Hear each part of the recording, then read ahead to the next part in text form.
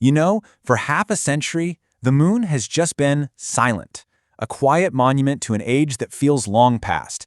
But that silence, it's about to be broken. Because we're going back. And this time, it's not just for a visit.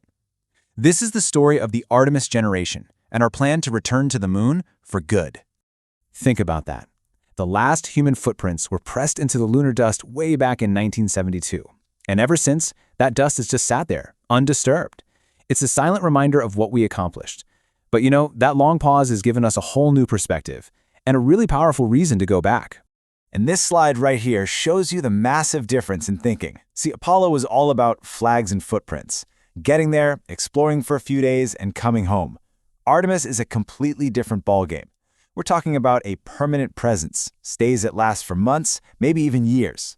The goal isn't just exploration anymore. It's about taking the first real steps toward colonizing another world. Okay, so that leads to the big question, right? The one everyone's been asking for decades. Why the 50-year wait? What on Earth, or off of it, changed that makes a return not just possible but absolutely essential? For decades, people have debated why we stopped going. Was it politics? Was it the unbelievable cost? And yeah, those were definitely factors. But the biggest reason for going back now came from a brand new discovery. Turns out, the answer was hiding right there on the moon, deep in its shadows. The game changer is water. Seriously, water. We found huge deposits of water ice locked away in craters at the South Pole that never see sunlight.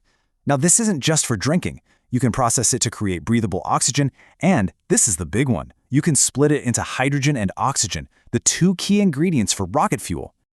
And that changes absolutely everything.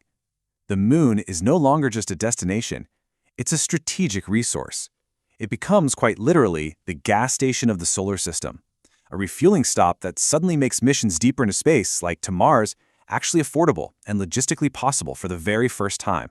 So, to take advantage of this, you need a totally new way of getting there and staying there. And unlike the Apollo program, which was a government-run sprint, Artemis is more like a symphony of collaboration between government agencies like NASA and, for the first time, some really ambitious private companies.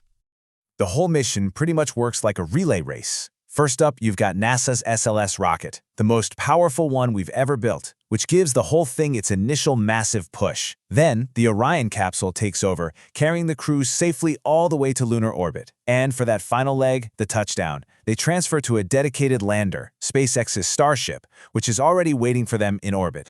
And the sheer scale of this new lander is just staggering. The Apollo lunar module was this tiny, almost delicate vehicle for two people.